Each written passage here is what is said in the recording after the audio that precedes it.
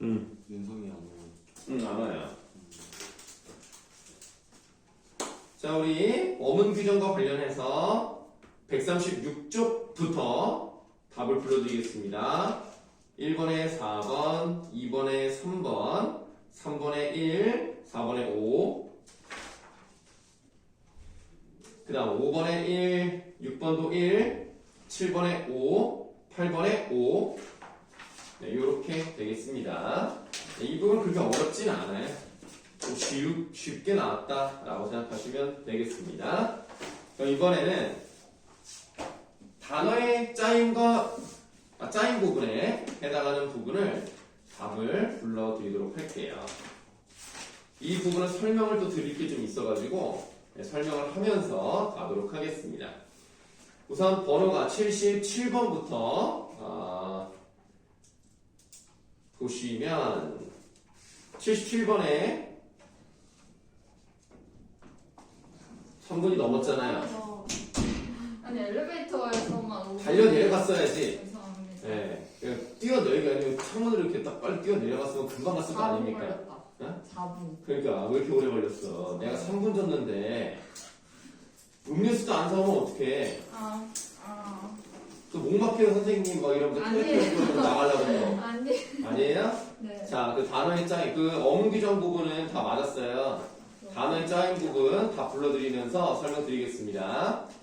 77번에 답 2, 78에 5, 79에 1, 80번에 3. 뭐 여기까지는 어렵지 않았습니다.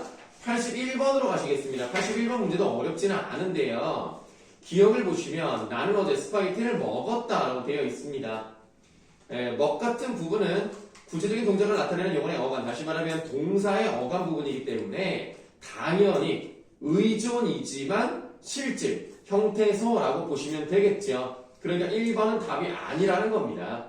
사실은 이 문제를 틀렸다는 것은 마음이 급했거나 잘못 봤을 겁니다. 이 문제는 틀리면 안 돼요. 자, 디귿을 보세요. 끝났 개꾼입니다. 이 get이라는 것을 보시면 일반적으로는 미래 시제를 나타낼 수 있겠습니다만 여기서는 추측을 나타내는 것이기 때문에 미래 시제를 나타내는 선어할 어미이므로 이 부분이 잘못되었습니다. 왜냐하면 그 앞에 이미 라는 부사어가 들어갔기 때문에 끝났다 해서 과거 시제 선어할 어미 그러니까 at 다음에 있기 때문에 미래를 나타낸다 말하기 어렵네요. 형식 형태소는 맞습니다. 답이 3번이 되겠고요. 82번에 4번, 83번에 3, 84번을 좀 보도록 하겠습니다. 가장 적절한 것은 이라고 했어요. 보시면 디귿 부분에 는, 은 이런 부분은 보조사죠. 보조사인데 어떤 경우에는 는을 쓰고 어떤 경우는 은을 썼다. 예를 들면 나 같은 경우는 받침이 없죠. 동생, 받침이 있죠. 받침이 없는 경우에는 보조사 는이 오는 것이고 있는 경우에는 은이 오는 겁니다. 디귿 부분은 둘 다 단어이면서 앞말의 음은 환경에 따라서 다른 형태로 나타났다는 것뿐이지 의미는 다르지 않습니다. 디귿을 이제 그렇게 보시면 되겠는데 문제는 기역과 니은이에요. 디귿 같은 조사도 의존 형태소고 기역과 니은도 의존 형태소이지만 중요한 부분은 디귿은 단어로 인정이 되지만 기역과 니은은 단어로 보기가 어렵다는 거죠. 기역은 뭡니까? 실제 형태소이지만 의존인 어감 부분입니다. 근데 왜 물 이렇게 다르게 나오느냐? 어감 다음에 오는 부분이 자음으로 시작하느냐? 모음으로 시작되느냐? 모음으로 시작되는 경우에는 디귿 불규칙 현상이 일어나서 리을로 바뀌는 거죠. 기억은 단어가 아니에요. 단어의 일부인 거죠. 니은도 마찬가지입니다. 얘는 앞에 자음으로 끝나면 자음으로 끝난 거랑 모음으로 끝난 거랑 이거랑 관련이 없어요. 이건 뭐예요? 음성이냐 양성이냐의 차이입니다. 어쨌든 음은 환경과는 맞습니다만 기역과 같은 건 아니에요. 그리고 니은은 또 심지어 단어도 아니고 어간도 아니고 선어말 어미 부분입니다. 결국 종합적으로 본다면 답은 4번이죠. 85번에 86번 굉장히 간단한 문제였는데 적절한 것을 골라보라 그랬습니다. 어근이 네모고요. 접사가 동그라미입니다. 그럼 당연히 3번이 답이죠. 3번.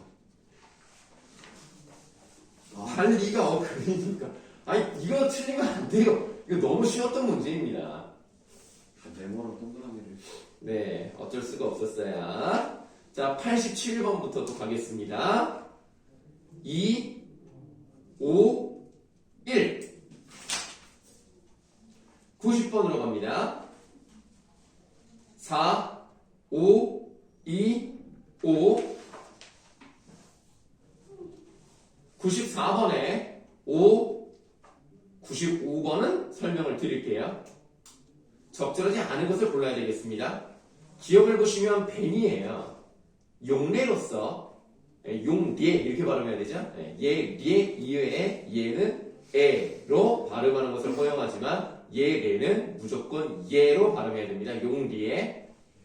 기억을 보시니까 게으름 뱅이, 주정뱅이, 안달뱅이, 안달뱅이란 말이 있는지는 몰랐겠지만 그냥 안달, 목달 그런 사람이라고 보시면 되겠습니다. 일단은 뱅이가 붙으면요 게으름을 많이 피는 사람이에요. 그런 버릇이 좀 지나치면 게으름 뱅이라고 하죠. 주정을 많이 한다, 주정뱅이입니다. 안달복달한다, 안달뱅이라고 합니다. 그래서 1번은 맞다고 볼 수가 있어요. 디귿을 보시면 쟁이가 붙었습니다. 쟁이와 뱅이는 좀 비슷한 느낌이 있긴 한데요. 욕심이 많으면 욕심쟁이고요. 겁이 많으면 겁쟁이입니다. 하지만 빚이 많으면 빚쟁이가 아닌 거예요. 빚쟁이는 오히려 뭐예요? 빚을 주고 빚을 찾아다니는 사람. 갚으라고 쫓아다니는 사람을 빚쟁이라고 하는 거기 때문에 3번이 잘못되었다. 이렇게 보시면 되겠습니다. 자, 96번의 답은 1번. 그래, 현지야, 그냥 과감하게 먹어. 아니 이게 네. 여기에 여기 돼가지고 예. 이걸 여기 붙여야 돼. 뭐 그렇게 또 붙여서 먹어요. 김이 없는 삼각김밥이. 김이 없는 게 아니라 일부가 떨어짐이라고 표현하는 게 맞겠네요.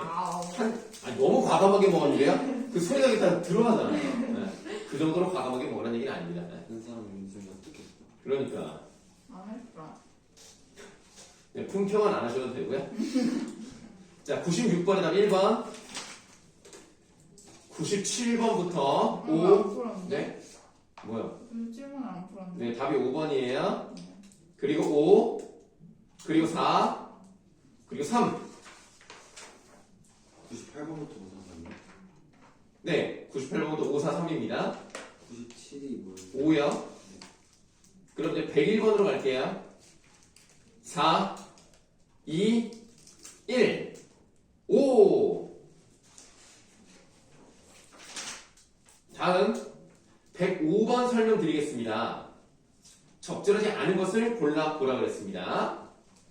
우리가 보기 2 같은 경우를 보시면 그 네모 박스 안에 네모 박스가 또 있는데 거기 열리다가 있단 말이에요.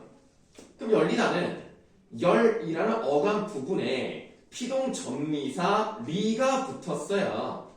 그런 형태라고 보시면 되겠습니다. 그러면 우리가 저 윗부분에 디귿을 한번 볼게요. 파생어의 사용으로 문장 구조가 달라진다. 잡다의 희가 붙어 잡히다가 되면 경찰이 도둑을 잡다와 같은 문장이 도둑이 경찰에게 잡히다처럼 바뀝니다. 능동이 피동으로 바뀔 수 있다는 얘기죠. 그렇다면 열리다는 열다의 피동이 붙은 것이기 때문에 디귿에 들어가는 것이 맞습니다. 4번은 답이 아니죠. 그렇다면 보기 5번을 볼게요. 있다의 ik에 희가 붙은 읽히다는 리을에 들어간다 라고 되어 있습니다. 자, 리을이 뭔지 한번 보세요. 위에 니은 디귿 모두 해당돼야 돼요. 그럼 디귿은 아까 설명을 드렸으니까 니은처럼 품사가 바뀌는 경우가 나와야 되거든요. 형용사 낮다에 추가 들어가면 온도를 낮춘다가 가능하기 때문에 품사를 바꾸면서 문장 구조도 달라질 수 있다. 이렇게 말씀을 드리는 거죠. 근데 읽다는 뭐예요? 동사야.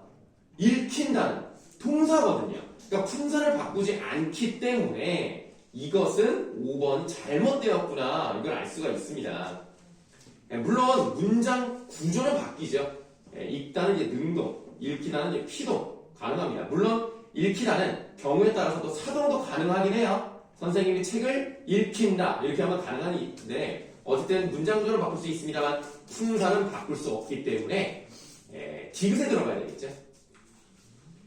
그래서 105번은 다 5번이었고요. 106번도 설명을 드리겠습니다.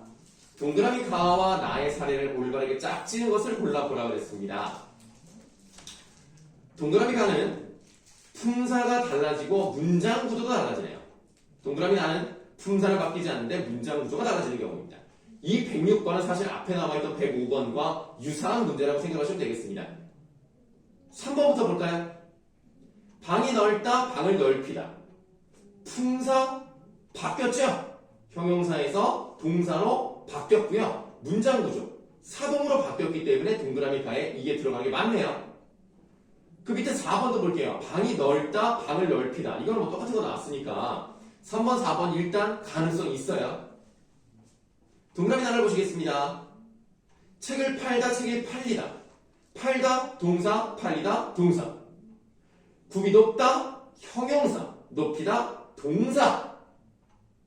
답은 3번이 되겠죠. 품사를 바꾸지 않아야 됩니다. 네. 얘기 안 했는데 누가 틀렸는지 알겠네요.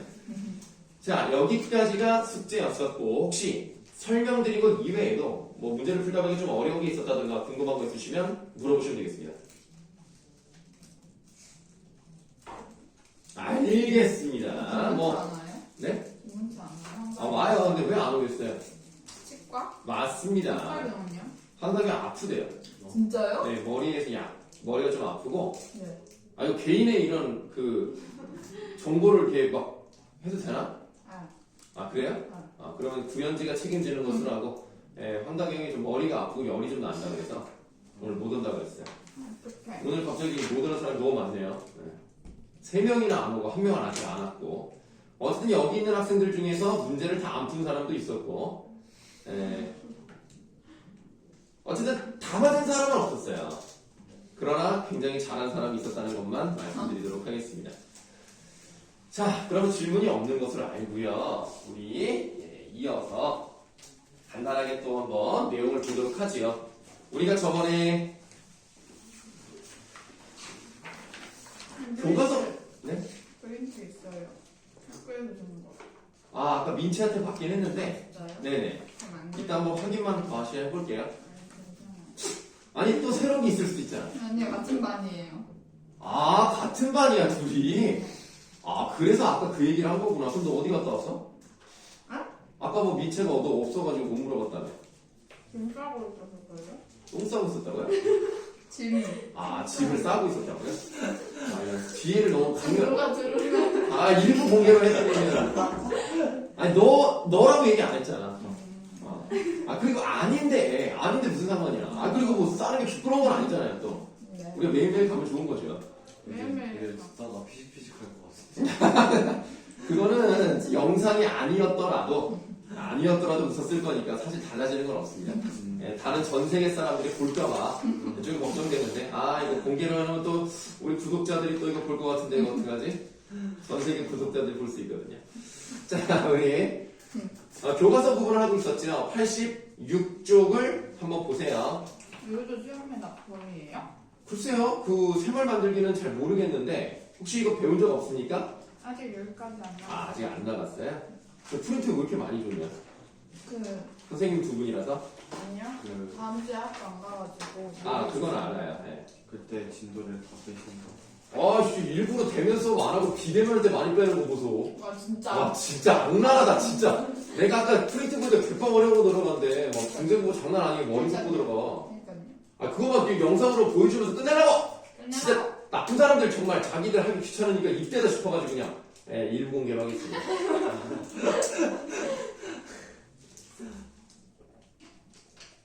아니, 문명이 발달하고 정보화가 너무 뛰어나다 보니까 선생님들이 좀 약간 이용해서 편하라고 하는 것 같은 생각이 들어. 하필 왜 이때 중세국어를 하느냐. 자, 86쪽은 아주 간단하게 보도록 하겠습니다. 다가설 필요 없어요. 넘어갑니다.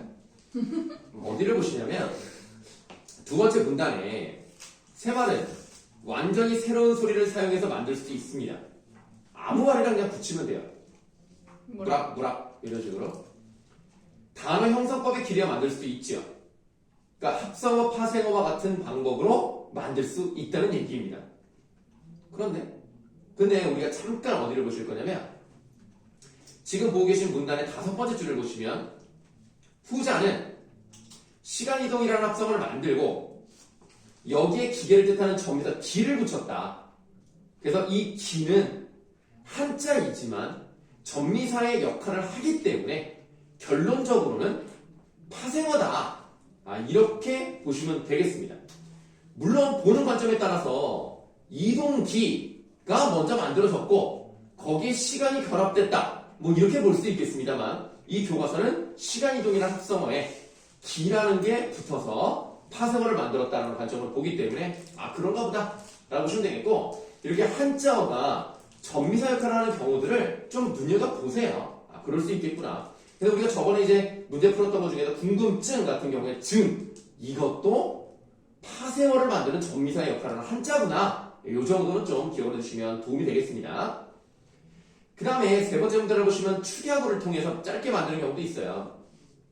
짬뽕, 짜장면을 반씩 담아 먹는 음식을 짬짜면이라고 합니다. 사실 이런 경우는 굉장히 독특한 경우죠. 왜냐면 한 단어의 첫 단어와 다른 단어의 첫 단어 이 정도는 많이 쓰거든요. 근데 그런 경우도 사실은 한자를 쓸 때 많이 써요. 이렇게 다 우리말일 때 짬과 짜와 거기다가 맨 마지막 글자에 면을 가져갔다? 요거는 참 독특한 그 지금까지 우리가 배웠던 어떤 방식으로 설명하기 어려운 그런 축약의 방식이다. 이렇게 볼 수가 있겠습니다. 뽕장면 이럴 수도 있는 거잖아요. 이상해. 짬짜면은 안 이상했었나? 우리가 많이 쓰니까 괜찮은 거죠. 뽕장면으로 했으면 그랬을 수도 있죠. 어쨌든 공장. 현재 할 말 있어요? 예. 자, 이렇게 좀 독특한 그런 부분이다라고 생각하시면 되겠습니다. 좋아요. 그냥 이 정도만 보시면 되겠습니다. 다음 87쪽 갈게요. 87쪽에 3번을 보세요. 다음 활동을 통해 단어를 구성하게 된 한자를 각각 형태소로 인정할 수 있는지 탐구해 보자라고 되어 있습니다. 일단 학교에서 선생님께서 한자는 하나하나 형태소로 보아라. 아마 이렇게 말씀을 하셨을 거예요. 이 교과서에도 그렇게 볼 수 있는지 한번 확인해 보자라고 되어 있는데 지금 보니까 학이라는 한자와 교라는 한자를 사용한 10개의 단어를 볼 수가 있습니다. 개학의 개자가 무슨 개자예요? 10개자죠. 학은 배울 학이니까 배움이 열렸습니다. 이제 방학 동안 쉬다가 이렇게 그 학교가 다시 열리면 배우러 가는 거죠. 휴학은 쉴 휴자입니다. 배움을 좀 쉬는 게 휴학이죠. 이렇게 본다면 어떤 각각의 의미를 가지고 있다고 볼 수가 있겠네요. 다음 줄 개교. 이 교자는 학교 교자입니다. 학교가 열렸어요. 그럼 학교를 다녀야 되겠죠? 개교. 휴교는 아까 말씀드렸고 폐교. 닫혔어요. 학교가 문을 닫았죠. 이렇게 본다면 학과 교를 각각의 형태소로 볼 수 있겠구나. 이 정도만 알고 넘어가겠습니다. 다음 쪽. 다음 쪽 4번 같은 경우는 좀 볼만합니다. 이건 괜찮은데요. 일단 별표 하나 해놓으시고요. 자, 우리가 직접 구성 성분에 대해서는 많이 말씀드렸어요. 일단 딱 한 번만 나누면 되는 겁니다. 큰형을 어떻게 나누면 돼요? 큰과 형으로 나눌 수 있습니다. 본과 밭, 구비와 치인데요. 이 구비의 품사는 뭘까요? 보자. 천민님의 말하려다 와. 똑같아서. 명사입니다. 진짜요? 예, 여기서 명사예요.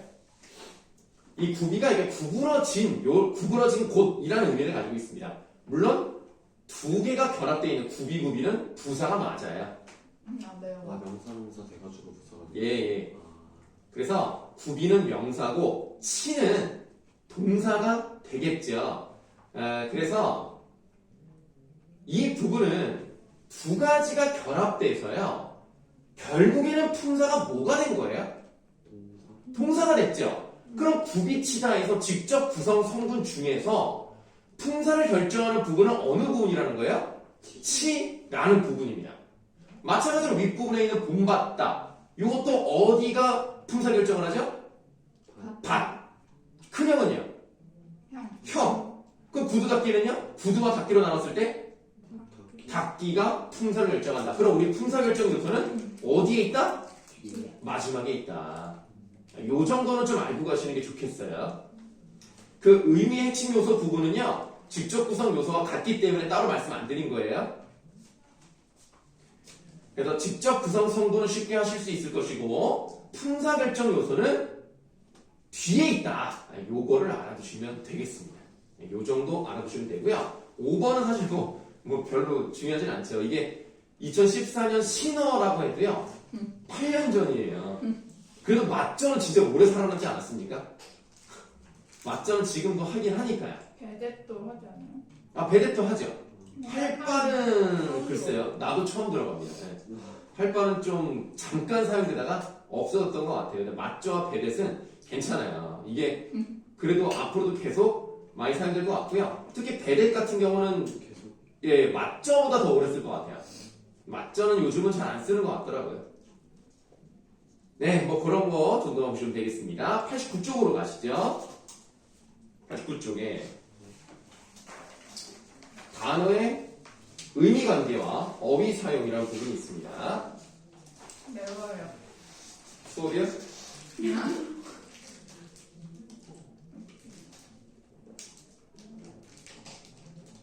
이거 본인이 사온 걸 어떻게 외워요? 그거밖에 없었어? 아니요.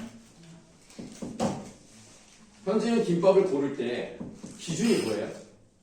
맛있어 보이는 거. 아, 맛있어 보이는 거. 이름을 보고. 이름을 보고. 그럼 거기 혹시 매콤 어묵입니까? 아니야? 매콤 어묵 듬뿍. 아, 듬뿍이 빠졌다고 또 그거 아니라는 것도 뭐야. 아, 그냥 그 듬뿍이 들어갔어요. 이 정도만 얘기하면 뭐 아니요까지 이게 단정적이야, 이렇게. 선생님도 먹어봤는데 그렇게 맵진 않던데. 선생님 매운 거 잘 못 먹는데. 먹을만 할 거. 선생님은 김밥을 고를 때 기준이 특히 여기 이제 이거 상호 얘기해도 되나? GS25를 가면 GS25라고 해야 되나요? 넘어가시죠? 자, 가면은 여기는 편의점이 커서 김밥이 좀 많아요. 다른 데에 비해서. 그럼 이 김밥이 내가 저번에 갔을 때 7개 정도가 있더라고. 종류가 다 7개는 아니고 한 4개인가 5개 종류에 7개가 있었어요. 선생님 김밥을 고르는 기준은 가격, 이런 거 신경 안 씁니다. 뭐 돈 버는 사람이 무슨 가격입니까? 그냥 플렉스 하는 거죠. 대신에 딱 제일 먼저 뭘 본다? 영양 성분. 영양 성분을 보고 사실은 그것보다 더 중요한 것은 그램수. 양이 제일 많은 거. 비싸든 싸든 양이 제일 많은 거. 그거를 먹습니다. 그래서 저번에는 2,000원짜리 김밥을 먹었어요. 우와, 그런 게 팔아요? 그게 기본이었는데. 기본 제일 김밥이었나? 어? 제일 그램 예, 그게 거기 있는 것 중에 제일 많았어요. 아, 진짜요? 200. 그램 수가 아니라 칼로리를 말하는 거 아니에요? 칼로리는 난 중요하지 않습니다. 아니, 그램 수가 적어도 칼로리가 높은 그러니까 칼로리는 나에게 중요하지 않다고요. 왜요? 그래야 더 몸에 에너지가 많이 저장되는 거 아니에요? 아니, 그러니까 나는 칼로리는 별로 중요하지 않고요. 포만감? 예, 아, 많이 들어가는 게 중요해요. 오랫동안 배가 안 고프게 하는. 그게 좀 중요합니다. 그래서 그램 수를 봅니다. 칼로리, 물론 열량이 있어야 에너지를 내긴 하는데, 에너지는 뭐, 워낙 많아서요. 배만 많이 채우면 돼요. 근데 현재 이런 거 왜 물어봤어? 자, 다음. 다음의 의미관계의 어휘 사용을 한번 보도록 하겠습니다. 자, 다가서기 한번 다가가 볼게요. 기역부터 시옷까지 들다의 다양한 단어의 의미가 나와 있습니다. 이 중에서 가장 중심적 의미라고 할 수 있는 부분은 기호 무엇일까요? 기억. 기역입니다. 그래서 기역 같은 부분을 중심적 의미라고 하는 거고요. 나머지들은 그 중심적 의미에서 파생된 무슨 의미라고 할 수 있어요? 주변적 의미라고 할 수가 있겠습니다. 그러면 얘네들은요, 전부 다 무슨 관계라고 볼 수 있을까요? 아닙니다. 그건 아니에요. 같은 단어에서 여러 가지 의미가 파생되었기 때문에 다의 관계라고 말하는 겁니다. 자, 밑에 써있죠? 본문 세 번째 줄에 이처럼 여러 개의 의미를 지니고 있는 단어를 다의어라고 하는데 다의어의 의미는 중심적 의미야 주변적 의미로 나뉩니다. 네, 그렇다고 보시면 되겠습니다. 그래서 우리는 중심적 의미야 주변적 의미가 무엇인지를 한번 확인해 봤습니다. 네, 왜 넘기죠? 아직 설명 안 끝났는데. 자, 우리가 대표적으로 예를 들 수 있던 것이 예전에도 한번 예를 들었던 손 같은 경우에 이 신체 일부, 팔에 달려있는 신체 일부를 손, 핸드라고 하죠. 이게 바로 중심적 의미입니다. 하지만 사람들이 손을 통해서 압수도 하고, 그 다음에 어떤 일도 하고, 그 다음에 어떤 뭐 범위를 관리하기도 하고, 이런 의미가 있기 때문에 손이라는 것에서 누군가를 케어한다, 보호한다 라는 의미도 나오는 거고, 일손이라고 하면 노동력을 의미할 수 있는 거고, 뭐 어떤 사업 수완, 꽤 이런 걸 의미할 수 있는 거고 어떤 그 사람이 관리할 수 있는 범위 또 너는 내 손 안에 있어 뭐 이런 거 있죠? 이렇게 여러 가지 의미를 가질 수 있다면 이러한 것들이 바로 중심적 의미야 주변적 의미를 이루고 있는 다의관계다 이렇게 보시면 되겠습니다. 그 다음에 또 무슨 단어가 나왔어요? 사전적 의미야 함축적 의미 있죠? 이건 어렵지 않아요. 가장 기본적인 의미 사전에 실릴 만한 지시적인 의미 이게 바로 사전적 의미고요. 시와 같이 문학작품에서 상징이라던가 관습적으로 사용되는 것들을 함축적 의미라고 한다. 어렵지 않네요. 다음 쪽. 함축적 의미 사전에 없어요? 글쎄요. 함축 의미가 있긴 있을 거예요. 다만 가장 기본이 되는 의미가 아닌 관습적이든 상징적이든 비유적이든 뭔가 더 깊이 있게 많은 것을 의미하고 있으면 함축적 의미라고 하는 겁니다. 그럼 주변적 의미나 사전적 의미예요? 주변적 의미는 사전적 의미가 가깝다고 봐야 돼요. 그럼 다 동음 의의어 그럼 다르구나. 죄송합니다. 네. 그래서 어떤 단어인지를 좀 보셔야 돼요. 뭐는 무엇, 뭐는 이걸 딱 이렇게 말하기 좀 어렵습니다. 그러니까 산이라는 얘가 나왔죠. 사전적 의미는 보시면 되고, 함축적 의미로서 뭐 삶의 고난과 역경, 뭐 산을 넘어간다, 고생스럽다 이런 의미를 가질 수 있다는 거죠. 그 다음에 같은 말을 하더라도 또는 어떤 같은 상황에 대해서 얘기를 하더라도 사용되는 단어가 다를 수 있어요. 그러면 이 사람이 말하는 그런 말투라던가 사용되는 단어의 양상을 봤을 때 이 사람의 출신 지역과 사회적 지위와 교양 수준이 어느 정도인지를 알 수 있다는 겁니다. 그런 것들이 바로 5번째 줄에 나와 있는 사회적 의미라고 하는 거예요. 그 다음에 이 말했을 때 그 심리 상태가 좀 좋지 않을 때 있잖아요. 그러니까 똑같이 안녕하세요 라고 하는 거랑 네, 안녕하세요 하는 거랑 다르죠. 그러면 이 사람은 혹시 자신감이 없나? 아니면 뭐 기분이 좀 안 좋은가? 이렇게 심리 상태를 좀 나타낼 수 있기 때문에 그런 것을 알아낼 수 있다면 정서적 의미까지도 읽어낼 수 있다라는 말이 다음에 나와 있었던 거죠. 정서적 의미는 뭐 그렇게 중요하진 않습니다. 그 다음에 주제적 의미와 반사적 의미가 있어요. 주제적 의미는 화자가 특별히 드러내고자 하는 의미로 어순을 바꾸거나 특정 부분을 강조하여 발음하면서 드러냅니다. 그래서 거기 왼쪽에 나와 있습니다만 나는 너를 사랑해 라는 것은 기본적인 우리나라 문장 구조인데요. 나는 사랑해 너를 이렇게 하면 뭔가 좀 더 기분이가 좋아요. 그러니까 이런 것들이 내가 좀 어순을 바꿔서 좀 강조하겠다. 이런 게 바로 주제적 의미라고 보시면 되겠습니다. 반사적 의미라는 것은 그냥 약간 뭐랄까 무조건 반사와 비슷하게 어떤 말을 들었을 때 바로 뭐가 떠오르는 거예요. 한 송이라고 하면 꽃이 떠오를 수 있다는 거예요. 그래서 우리가 이제 그런 것을 보면 갑자기 뭐가 딱 떠오를 수 있죠. 만약에 어떤 이제 그 점잖은 신사분께서 안녕하세요. 제 이름은 임신부입니다. 그러면 왠지 그냥 웃겨. 아니 그 사람이 임신을 했을 것도 아닌데 그냥 그게 떠올라. 이런 얘기라고 생각하시면 되겠습니다. 어렵지 않네요. 네, 넘어가세요. 91쪽. 네, 유의 관계 나와 있습니다. 보세요. 나는 그 사람의 소식을 가끔 듣는다. 이 가끔 대신에 넣을 수 있는 말은 뭐 이따금, 뭐 때때로. 왕왕은 뭐예요? 중국어예요? 왕왕 무슨 또 중국어야. 왕왕 듣는다. 처음 들어. 근데 내가 볼 때는 왕왕은 가끔보다는 조금 더 자주의 느낌이 있는 것 같아요. 왕왕. 네, 왕왕 듣는다는 것은 가끔보다는 자주에 조금 더 가까이 가 있는 단어라고 생각합니다. 뭐 때때로 간혹 혹간이랑 간혹이랑 같은 거예요. 한자기 때문에 이게 좀 순서를 바꿔도 그냥 같은 뜻이라고 보시면 되겠습니다. 그 다음에 뭐 이불 위에 놓아진 수가 참 곱다, 뭐 예쁘다, 아름답다, 뭐 이런 식으로 바꿀 수 있다는 거죠. 이런 게 바로 유의 관계라고 보시면 되겠습니다. 그럼 우리나라에서 왜 이렇게 유의어가 많이 발달되어 있느냐를 생각을 해본다면, 우리나라는 어휘가 세 가지 체계를 갖추고 있죠.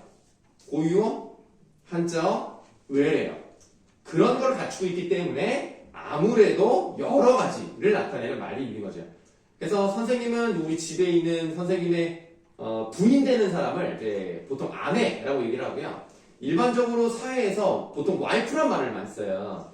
선생님은 개인적으로 와이프란 말을 쓰는 건 좋지 않다고 생각을 해서 그냥 아내 이렇게 얘기를 하고, 그래 아내가 이름도 예쁘잖아. 울림소리로만 이루어져 있잖아요. 그러니까 부드럽잖아. 근데 와이프 하면 그 무성 팝처럼이 들어가기 때문에 이게 예쁠 수가 없어요. 그 다음에 한자로는 처를 쓰죠. 그럼 파처럼이 들어가잖아요. 예, 우리 처입니다. 좀 이상하잖아. 그럼 좀 이상하잖아. 그래서 아내란 말을 많이 쓰는데, 그렇기 때문에 일단 유의관계가 많다라고 생각하시면 되겠습니다.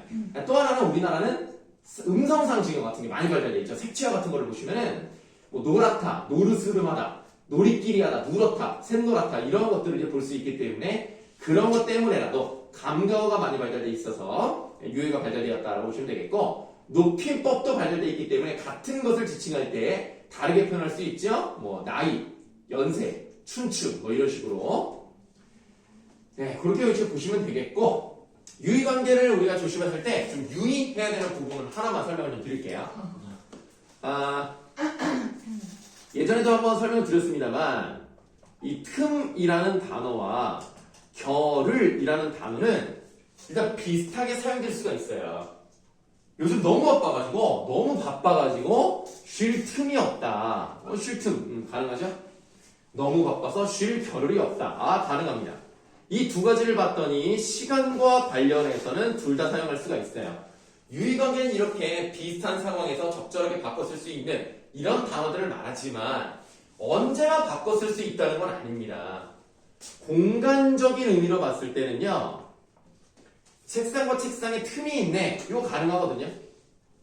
책상과 책상 사이에 겨를이 있네, 이런 말은 안 돼요. 네, 그렇기 때문에 유의관계는 비슷하게 사용될 수 있겠습니다만 그렇지 않은 경우가 있을 수밖에 없어요. 왜냐? 유의관계지 동의관계가 아니기 때문입니다.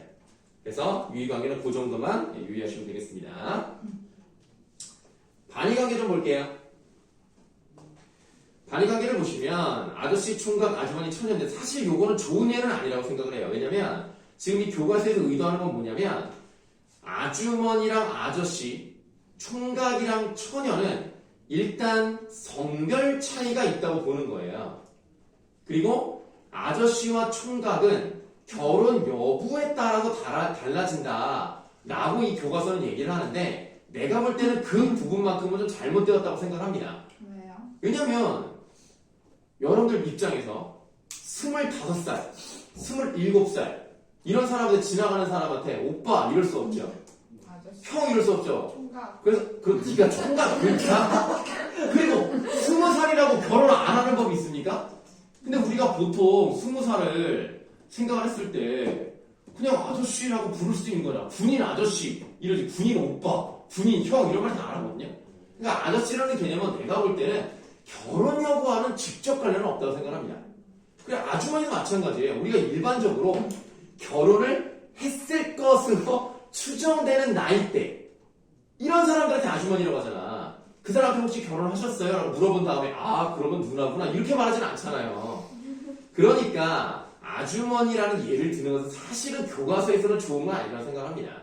이건 약간 좀 편견이 있는 거라고 보고요. 차라리 이런 걸 말고 할아버지 이렇게 하는 게 낫죠. 왜냐면 할아버지는 꼭 결혼을 하신 사람만 말한다고 말하진 않잖아요. 그러니까 보통 우리가 노인분들, 그러니까 만 65세 이상 되시는 분들을 이제 보통 할아버지, 할머니라고 하니까 이 예를 좀 간단하게 들어드리면, 할아버지 할머니는 서로 대립되는 관계라고 볼 수가 있습니다. 그러니까 반대되는 뜻을 가지고 있다고 보시면 되겠죠. 할아버지와 소년도 반대되는 뜻이라고 보시면 되겠고, 왜냐면 소년은 일반적으로 10대까지를 얘기를 하니까 할머니는 소녀와 반대되고요. 이렇게 이제 반대된다고 생각하시면 되겠습니다. 그러면 할아버지와 소녀는 뭐가 달라요? 나이. 예, 인간이기도 하고 남자이기도 하지만 나이대가 주로 다르죠. 설마 뭐 20대부터 할아버지라고 하지는 않을 테니까 나이 차가 좀 많이 나죠. 할머니와 소녀도 나이로 구분이 됩니다. 할아버지 할머니는 성별로 구분이 돼요. 하지만 할아버지와 소녀 여기는 대립관계라고 볼 수가 없죠. 이건 반의관계가 아닙니다. 아닌데 왜 그러냐면 반의관계라고 하는 것은 일반적으로 여러 가지 요소 중에서 몇 가지만 달라야 돼? 한 가지만 달라야 돼요. 근데 지금 이건 다 한 가지만 다른 관계를 가지고 있는데 여기는 두 가지가 다르기 때문에 우리가 일반적으로 한 가지만 달라야 반의관계라고 합니다. 물론 우리가 일상생활에서 살다 보면은 하나만 다른 것 같지는 않은데도 이제 반대라고 하는 경우가 있거든요. 그 경우는 뭐 나중에 예를 보면서 하면 될 것 같습니다. 자, 그리고 이제 반의관계 같은 경우는 뭐를 조심하셔야 되냐면 이렇게 하나의 단어가 있어요. 하나의 단어에 여러 가지 반의어가 있을 수 있죠. 모자를 벗었으면 모자를 쓰다. 바지를 벗으면 바지를 입다. 신발을 벗으면 신발을 이런 식으로 할 수 있기 때문에 하나의 단어에 여러 가지의 반의관계가 나타날 수도 있겠구나. 이렇게 보시면 되겠습니다.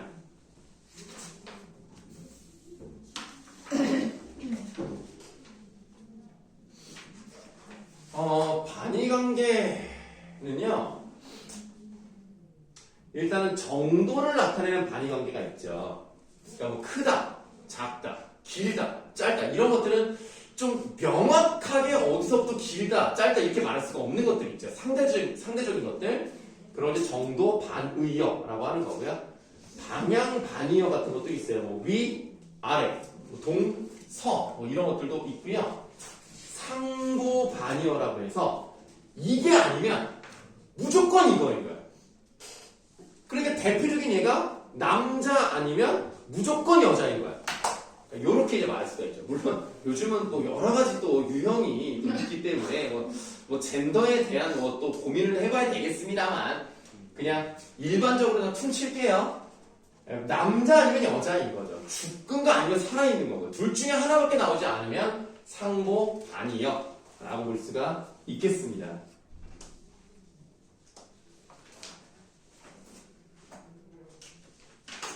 상하관계까지만 하고 쉬는 시간 갖도록 할게요. 상하관계는 위로 올라갈수록 점점 포괄적이고 범위가 넓어지고 일반적이 되는 상위어가 있고요.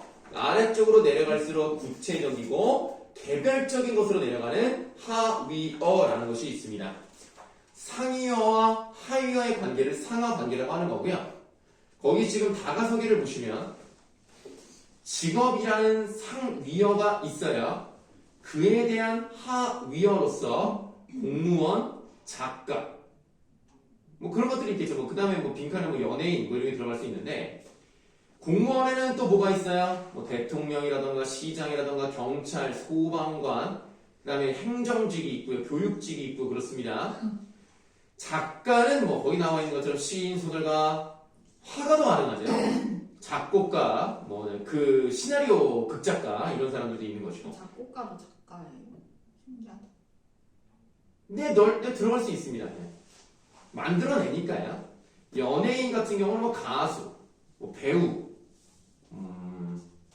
뭐 개그맨, 뭐 요즘 이제 개그맨이라는 말보다 예능인이라고 더 많이 하긴 하는데 이제는 개그맨이 없어진 것 같아요. 왜냐면 공채가 있어야 일반적으로 코미디언, 개그맨 이렇게 이제 얘기를 하는데 공채가 없어져 버렸거든요. 내가 볼 때는 언제부터요? KBS가 마지막이었어요. 언젠데요? 정확히 기억이 안 나는데 개그 콘서트 끝날 그 시점이었어요. 몇 년 됐죠. 내가 볼 땐 20년 지나면 우리나라의 코미디언이다 개그맨이다 라고 말하기가 어려운 시대가 될 것 같아요. 지금 일반적인 개그맨들이 젊어야 30대야 40대가 많고요. 그러면 내가 볼 때는 나중에 막 여러분들 40년 정도 지나면 이 시대 마지막 코미디언 막 이 시대 마지막 공채 코미디언 이러면서 이제 뭐 다큐멘터리 하나 나온다. 감스트 떨어졌어요. 어딜 떨어져요? KBS 공채 옛날에. 그랬어요? 맨- 진짜 감스트 팬이네. 아니 그건 아니고. 아니에요? 근데 그거 어떻게 알아요? 예, 그냥 조금 어쩌다 케이스도 보니까 알게 됐어요. 감스트 팬 맞는데요? 아니에요? 아니. 그래요? 자, 그래서 이제 상위어, 하위어 이런 것들 이제 말씀을 드리겠습니다. 밑에 확인하기를 보시면 예쁘다의 유의 관계는 뭐 아름답다 뭐 이 정도 쓰면 되겠고 반의 관계는 뭐 밉다 뭐 이 정도 쓰면 되겠네요. 뭐 그 정도만 보시면 되겠습니다. 쉬는 시간.